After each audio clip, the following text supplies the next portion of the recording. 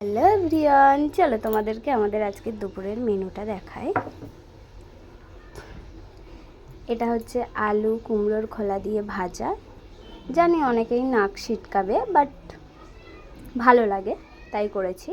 আর এটা হচ্ছে পাঁপড় ভাজা। পাঁপড় ভাজাটা একটু হয়ে গেছে, পুড়ে গেছে, আর আমার এটাই বেশি খেতে ভালো লাগে। আর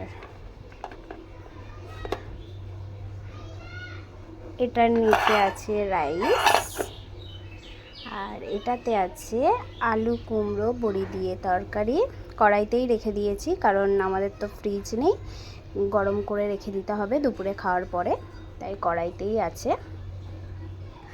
আর আমার দুপুরবেলা ভাত খাওয়ার পরে কিছু একটা না মুখে দিলে হয় না, ওর জন্য টমেটো মাখা লেবু দিয়ে মেখে রেখে দিয়েছি, দুপুরে খাওয়ার পরে খাবো।